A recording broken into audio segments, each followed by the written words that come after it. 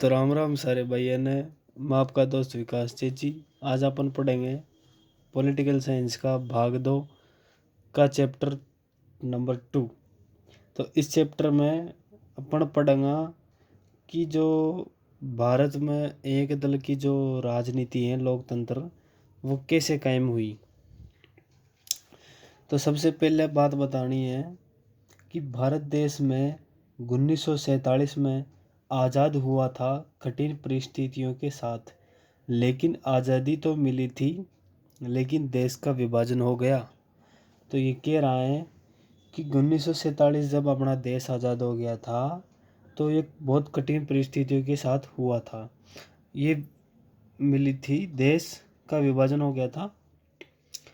इसके अलावा आई गई चुनौतियाँ, राष्ट्र निर्माण की चुनौती, गरीब की समस्या, शरणार्थियों की समस्या, रियासतों का एकीकरण, ये ऐसी बहुत सी समस्याएं थी जो अपने स्वतंत्र भारत के सामने आई थी आज़ाद होने के बाद।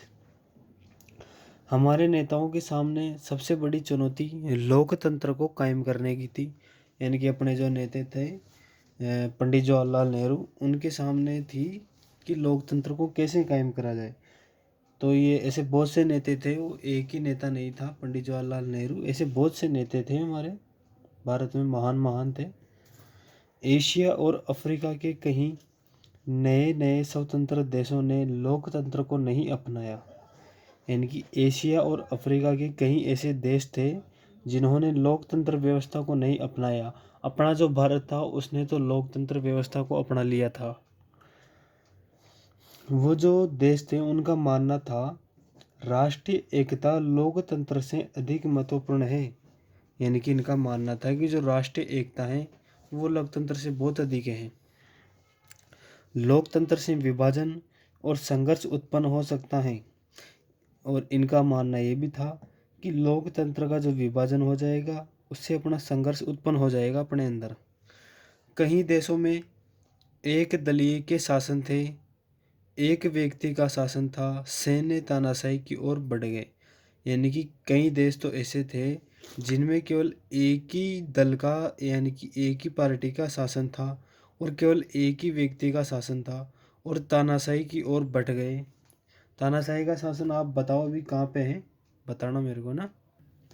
अब अगली चीज़ है अपनी, भारत ने चुनी एक अलग राह। भारत ने एक अलग ही राह चुनी थी, उसका नाम है, भारत ने भी कई चुनौतियों का सामना किया, लेकिन यहाँ के नेताओं केवल लोकतंत्र को ही अपनाया। यानी कि भारत ने एक राह चुनी थी जिसमें कि यहाँ के जो नेता थे अपने, उन्होंने तो केवल लोकतंत्र शासन को ही अपनाया था, ओनली फॉर लोकतंत्र। अब आप सोच रहे होंगे कि इन्होंने लोकतंत्री शासन क्यों अपनाया। क्योंकि स्वतंत्रता संग्राम ही लोकतांत्रिक मूल्यों पर आधारित था। यानी कि जो पहले से ये जो अपने नेता थे, ये पहले से ही ठान कर बैठे थे कि अपन लोकतंत्र शासन ही अपनाएंगे। अपने ऐसे जो महान नेता थे उनके नाम था गांधी जी, नेहरू जी, डॉक्टर भीमराव अम्बेडकर, जिन्होंने संविधान बनाया है। जैसे नेताओं का विश्वास था कि जनता की आवाज़ में शक्ति होती है। हमारे यहाँ की जो जनता था, ये जो नेता थे, इन्होंने यही सोच रखा था कि अगर अपन लोकतंत्र व्यवस्था अपनाएंगे तो इसमें अपने ही भारत के लोगों का विकास होगा और हम लोकतंत्र पर कायम रहेंगे। अगली चीज़ है, नेताओं का मानना था कि राजनीति कोई समस्या नहीं है, बल्कि समाज में समस्याओं का समाधान है। यानी कि लोकतंत्र में अपने जो नेता हैं, इनका मानना था कि राजनीति कोई समस्या नहीं है, बल्कि समस्याओं का तो ये समाधान है। पहला पॉइंट है अपना कि जनता तय करती है कि उन्हें कैसे शासित किया जाता है। यानी कि अपनी जो जनता है यही तय करेगी कि उनको कैसे शासित किया जाता है। अगली चीज़ है, अलग अलग विचार हो सकते हैं, लेकिन लोकतंत्र उन्हें शांतिपूर्ण तरीके से सुलझाने का अवसर देता है। यानी कि कहने का मतलब ये है कि अलग अलग विचार हो सकते हैं, लेकिन लोकतंत्र उन्हें शांतिपूर्ण तरीके से सुलझाने का अवसर करते हैं। यानी कि इसमें बहुत सारी लड़ाइयाँ भी होती हैं। आपने देखा होगा कि जो लोकसभा में जो आदमी बैठते हैं वो एक दूसरे से लड़ते रहते हैं पागलों की तरह, और इनको एक शांतिपूर्ण तरीके से सुलझाने का अवसर भी होता है। राजनीतिक प्रतिस्पर्धा सामान्य है। यह जनहित का फैसला करना और उस पर अमल करता है। यानी कि राजनीतिक प्रतिस्पर्धा एक सामान्य है और ये जनता के हित के लिए फैसला करती हैं और उस फैसले पर ही अमल रहती हैं। अब अगली चीज है अपनी, प्रथम चुनाव के दौरान चुनाव आयोग के समक्ष कौन कौन की चुनौतियां सामने आई थी। यानी कि कौन कौन सी चुनौतियां सामने आई थी। तो अपने स्वतंत्र भारत के सामने जो पहला आम चुनाव हुआ था, इसमें की कौन कौन सी चुनौतियां आई थी तो वो जान लेते हैं। पर मैंने इसमें 100% आएगा ये इसलिए लगा रखा है क्योंकि अपना जो एग्ज़ाम आएगा अभी का, उसमें ये क्वेश्चन 100% आएगा। आप इसको पढ़ के ही जाना। ये हर एग्ज़ाम में आता है, हर बार आता है 100%। इसको पढ़ लेना, आप याद ही कर लेना। स्वतंत्र रूप से चुनाव कराना था। यानी कि जो पहला आम चुनाव था इसमें एक तो स्वतंत्र रूप से चुनाव कराना था, जो चुनाव के जो क्षेत्र थे उनका सीमांकन कराना था, मतदाता सूची बनानी थी, अधिकारियों और चुनाव कर्मियों को परिरक्षित करना था, जो व्यक्ति पढ़े लिखे नहीं थे उनका चुनाव कराना था। अब इसमें मैं आपको समझाता हूँ कि पहली चीज़ तो अपनी ये है कि स्वतंत्र रूप से चुनाव कराना था। यानी कि लड़ाई झगड़ा नहीं करना था और स्वतंत्र रूप से अपने को ये चुनाव कराना था। और जो जहाँ जहाँ पर चुनाव हो रहे थे उनका भी सीमांकन कराना था। यानी कि अपना जो भारत था एक बहुत बड़ा था, तो एक साथ तो अपन चुनाव नहीं करा सकते थे।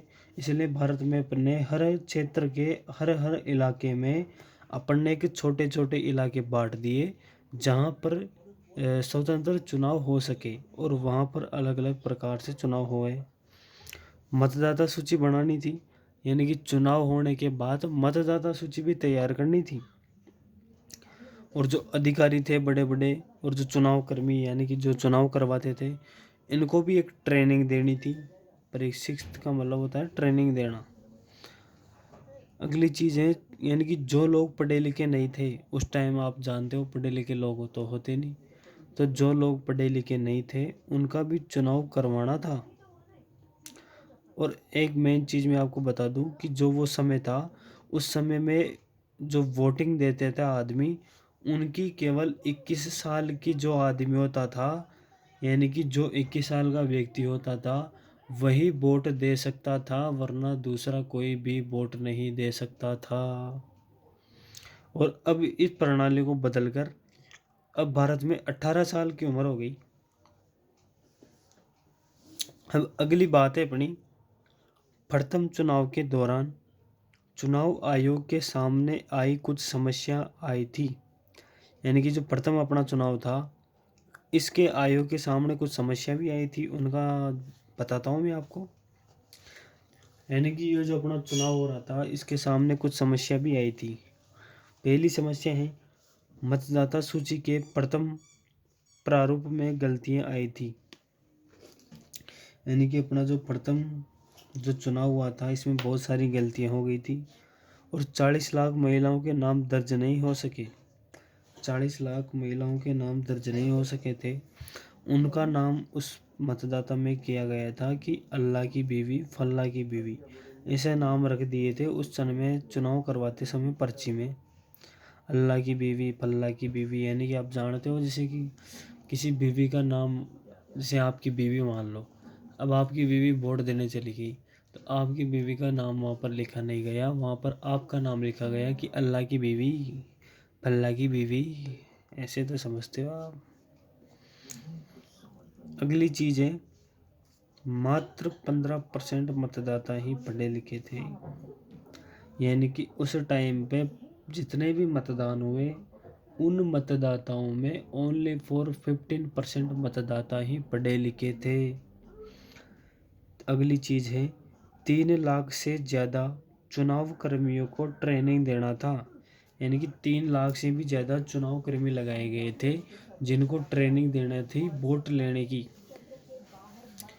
प्रथम चुनाव को लेकर शाखाएं लोगों के मन में, यानी अपना जो प्रथम चुनाव हुआ था इससे लोगों के मन में क्या क्या शंका थी, तो वह थी एक हिंदुस्तानी संपादक यानी कि एक हिंदुस्तानी पत्रकार था, उसने ये बोला कि इतिहास का सबसे बड़ा जुआ करार दिया। यानी कि एक हिंदुस्तान का एक पत्रकार था, उसने ये बोला कि ये जो तुम चुनाव आयोग कर रहे हो ये इतिहास का तुम सबसे बड़ा जुआ खेल रहे हो। ऐसी बात उसने अपने हिंदुस्तान के लिए बोल दी। एक ऑर्गेनाइजर नाम की पत्रिका ने लिखा कि जवाहरलाल नेहरू अपने जीवित रहते ही यह देख लेंगे और पछताएंगे कि भारत में सार्वभौमिक मताधिकार असफल होगा।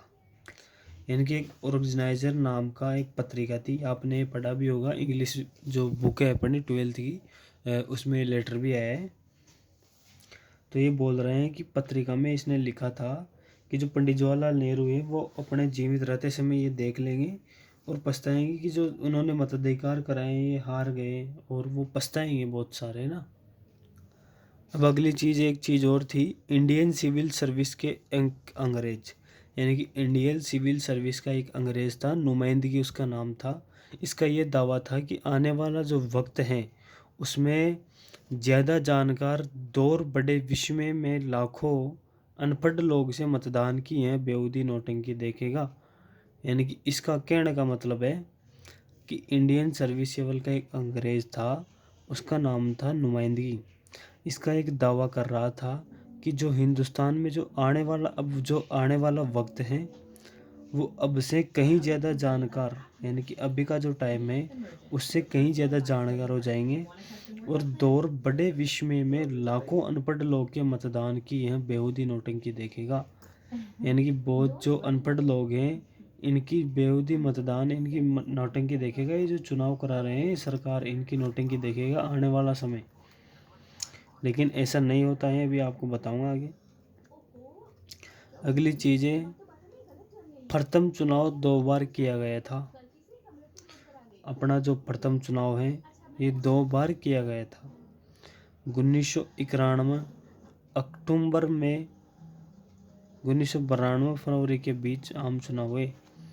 यानी कि जो प्रथम आम चुनाव अपना हुआ था वह हुआ था 1951 अक्टूबर से लेकर 1952 तक। यानी कि ये 1952 ही माना जाएगा, पर इसको 1952 तक हुआ है ना ये। तो अगला चुनाव हुआ था अपना 1952 चुनाव कहा जाता है इसको, है ना। अब है चुनाव हो जाने के बाद उसके परिणाम को आने में 6 महीने का समय लग गया। 6 महीने का समय इसलिए लग गया क्योंकि उस टाइम तो, अभी तो देखो EVM नाम की एक मशीन है, उससे अपन वोटों को गिन लेते हैं। भी कंप्यूटर सिस्टम आ गया, AI का ज़माना आ गया जिसका आप बहुत ज़्यादा व्यू कर रहे हो। चुनाव परिणाम के बाद सबने इसे बेहतर चुनाव बताया। चुनाव परिणाम होने के बाद सबने इसे बहुत ही बेहतर चुनाव बताया। आलोचक साबित हुए गलत, यानी कि जो आलोचक जो से, यानी कि वो आलोचक जो भी बोल रहे थे कि वही आलोचक जो भी बोल रहे थे ना कि इंडियन सिविल सर्विस का नाम माना जाता है, यानी कि जो इंडियन सर्विस का एक अंग्रेज था, और अभी पीछे आपने पढ़ा था 2 टॉपिक और थे। तो ये जो आदमी बोल रहे थे, पत्रकार में लिखा गया था पंडित जवाहरलाल नेहरू देख लेंगे, वो कर लेंगे, ऐसा ऐसा लिखा गया था अपने भारत के बारे में, चुनाव करा रहे थे। तो ये जो आलोचक थे ये गलत हो गए थे उस टाइम। जैसा इन्होंने बोला था ऐसा नहीं हुआ था। टाइम्स ऑफ इंडिया ने कहा भारत ने सभी संवैधानिकवादियों को गलत साबित कर दिया।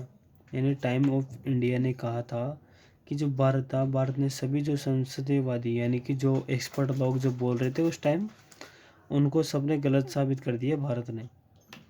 अगली चीज़ है, हिंदुस्तान टाइम्स ने भारतीय मतदाताओं की प्रशंसा की। यानी कि जो हिंदुस्तान की जो टाइम्स ने भारतीय मतदाताओं की प्रशंसा की थी। इसे लोकतंत्र का सबसे बड़ा प्रयोग कहा, यानी कि ये लोकतंत्र में सबसे बड़ा प्रयोग हुआ था। अंतर्राष्ट्रीय पर्यवेक्षक भी उतने ही आश्चर्यचकित हैं। अब एक चीज़ मेन है कि भारत दुनिया का सबसे बड़ा लोकतांत्रिक देश है। अपना जो भारत है ये लोकतांत्रिक दुनिया का सबसे बड़ा देश है भाई।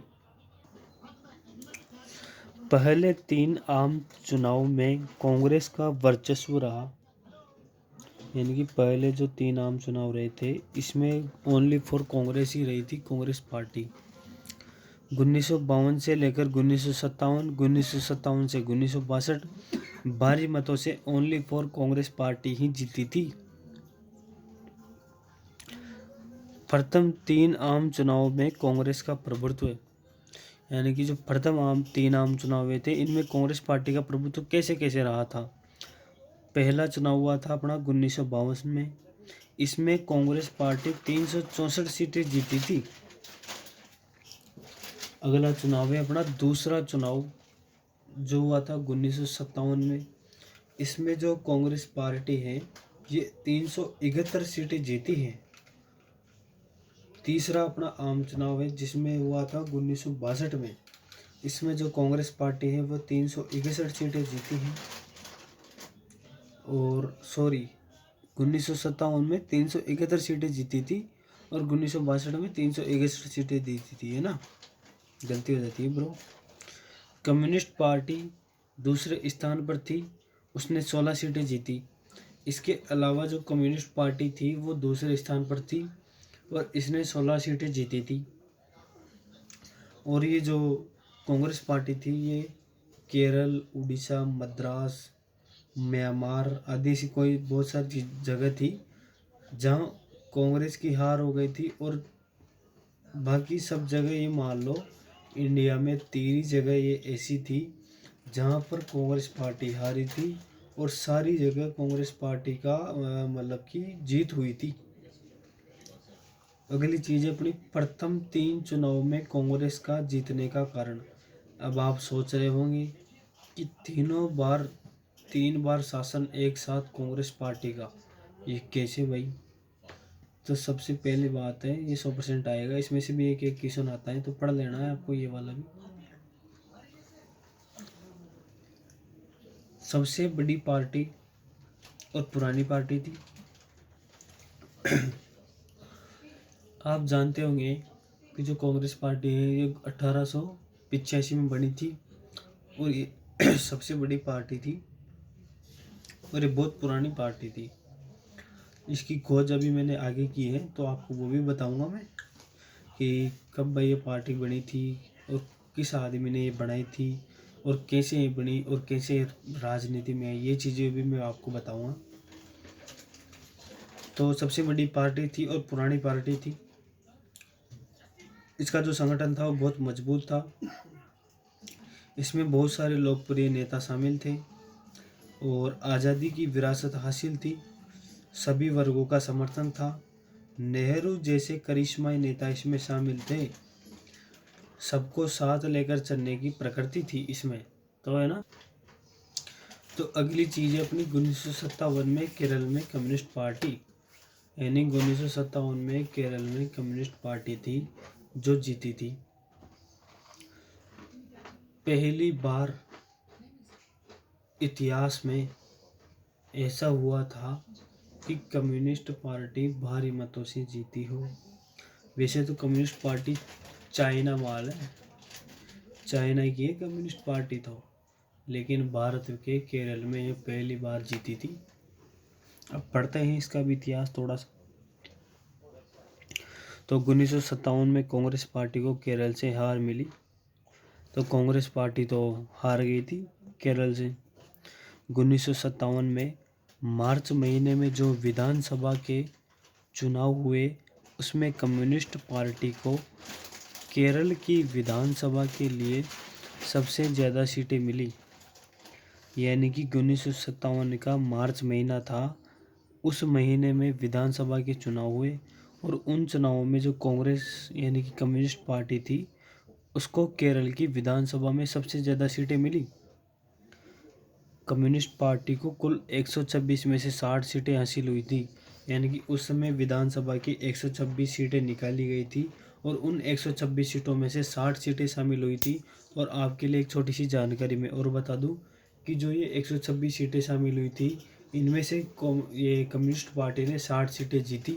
इसमें से 5 निर्दलीय सीटें इसने जीती थी, तो वो 5 निर्दलीय सीटें भी इसमें शामिल हो गई और कुल मिला के इसने 65 सीटें जीती थी। फिर राज्यपाल ने कम्युनिस्ट विधायक दल के नेता EMS नंबूदरीपाद को सरकार बनाने का न्योता दिया। राज्यपाल, आप जानते होंगे कि कोई भी अगर नेता बनता है तो वह अगर कोई नेता बनता है तो उसको शपथ दिलाता है कि मैं ये काम करूँगा और ये नहीं करूँगा। तो राज्यपाल ने कम्युनिस्ट पार्टी के नेता को बुला लिया था, EMS नंबूदरीपाद ने। दुनिया में यह पहला अवसर था जब यह कम्युनिस्ट पार्टी की सरकार लोकतांत्रिक चुनावों के जरिए बनी। यानी कि दुनिया की तो 1959 में केंद्र की कांग्रेस सरकार ने संविधान के अनुच्छेद 356 के अंतर्गत केरल की कम्युनिस्ट सरकार को भगा दिया गया। अगली चीज है अपनी कांग्रेस के प्रभुत्व की प्रकृति। यानी कि कांग्रेस के प्रभुत्व की प्रकृति। भारत एकमात्र ऐसा देश नहीं है जहां एक ही पार्टी का प्रभुत्व का दौर से गुजरा हो। दुनिया में कई देशों में एक पार्टी के प्रभुत्व से बहुत से उदाहरण मिले। बाकी मुल्कों में एक पार्टी के प्रभुत्व और भारत में एक पार्टी के प्रभुत्व के बीच अंतर है। बाकी मुल्कों में एक पार्टी का प्रभुत्व लोकतंत्र की कीमत पर कायम हुआ। जैसे कुछ देश जहां एक ही पार्टी के शासन की अनुमति दी गई है, जैसे कि चीन, Cuba, Syria, Myanmar, Belarus, Eritrea आदि। इस चीज़ को आप पढ़ लो एक बार।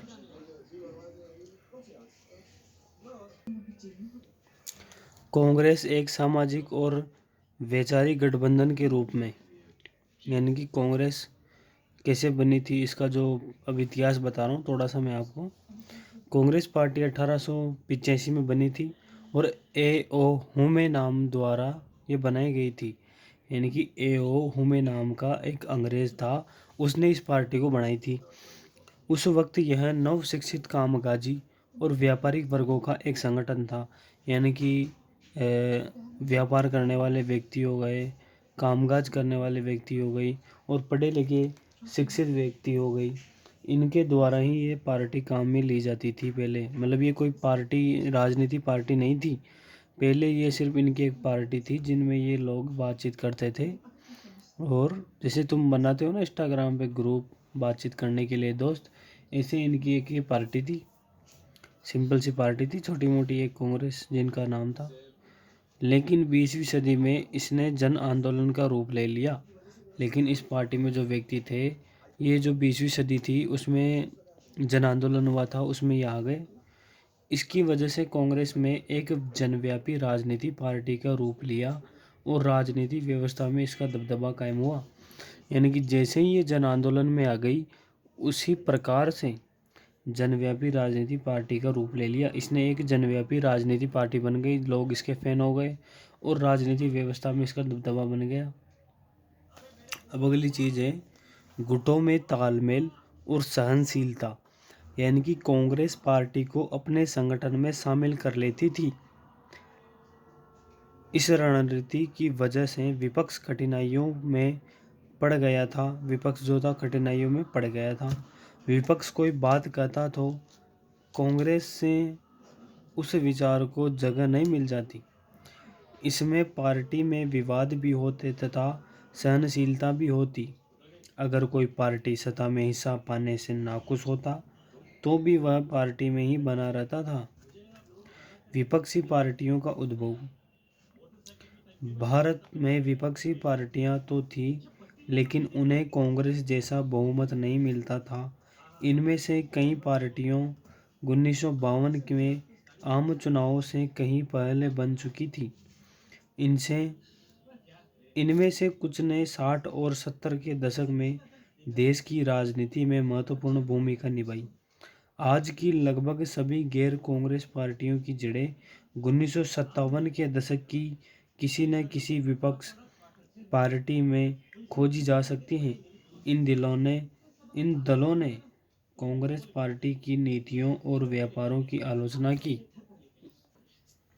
अब मैं आपको एक लास्ट चीज़ बता देता हूँ। सोशलिस्ट पार्टी, ये जो सोशलिस्ट पार्टी हैं ये एक अलग पार्टी है, इसका कोई लेना देना नहीं है इनसे। ये अलग ही पार्टी बनाई थी लोगों ने फिर बाद में। तो 1934 में ये बनी थी और कांग्रेस के भीतर, कांग्रेस के अंदर जो युवा नेता थे उन्होंने ये बनाई थी। 1948 में कांग्रेस ने अपनी पार्टी ने संविधान में बदलाव किया और सदस्यता खत्म कर दी। समाजवादियों ने 1948 में सोशलिस्ट पार्टी बनाई। चुनाव में इस पार्टी को ज़्यादा सफलता मिली। इसके संस्थापक आचार्य नरेंद्र देव थे। ये चीज़ बहुत मोस्ट है, ये आएगी ही आएगी कि सोशलिस्ट पार्टी के संस्थापक कौन थे? नरेंद्र देव, आचार्य नरेंद्र देव। अब है विचारधारा। इसकी विचारधारा क्या थी? इसकी विचारधारा थी कि समाजवाद में विश्वास, यानी कि लोगों का समाज में विश्वास बना रहे। कांग्रेस की आलोचना की, यानी ये कांग्रेस पार्टी का विरोध करते थे। यह कहा कि कांग्रेस अमीरों की पार्टी है। इन्होंने कहा था कि कांग्रेस पार्टी अमीर लोगों की पार्टी है, पूंजीपतियों की पार्टी है, वो पैसे वाले लोगों की पार्टी है। कांग्रेस गरीबों की भलाई के लिए काम नहीं करती है। सोशलिस्ट पार्टी कई गुटों में टूट गई। जो सोशलिस्ट पार्टी थी कई मतलब कि कई गुट, यानी कि अलग अलग, जैसे कि ग्रुप मान लो, उनमें टूट गई। यानी कि किसान मजदूर प्रजा पार्टी में टूट गई, प्रजा सोशलिस्ट पार्टी में टूट गई, संयुक्त सोशलिस्ट पार्टी में टूट गई। इसके जो प्रमुख नेता थे वो कौन कौन थे? जयप्रकाश नारायण, अशोक मेहता, राम मनोहर लोहिया आदि, ऐसे 3-4 और नेता थे। उनका नाम मैंने लिखा नहीं है, तो अभी ये मेन जो नेता थे उनका मैंने नाम लिखा है। यहीं पर अपना पाठ समाप्त हो जाता है। और आज है महाशिवरात्रि, तो महाशिवरात्रि की सभी दोस्तों को हार्दिक शुभकामनाएं। आपकी जो भी मनोकामनाएं वो भगवान शिव की कृपा से आपकी पूरी हो। आप जो भी सोच रखे हैं वो तुम्हारी इच्छा पूरी हो। और सभी को मेरी तरफ से महाशिवरात्रि की बहुत बहुत बहुत हार्दिक शुभकामनाएं। तो मिलते हैं अगली वीडियो में। और सभी भाई मुझे सब्सक्राइब करें, फॉलो करें। और आपका भाई आपके साथ हैं। आपको मैं कोशिश करूँगा धीरे धीरे कि मैं और भी ज़्यादा बेटर करने लगूँ। तो अपने पास अभी क्या है कि सभी प्रकार की सुविधा नहीं है, तो धीरे धीरे आप देखते जाना, तुम्हारा भाई सब कुछ सही कर देगा।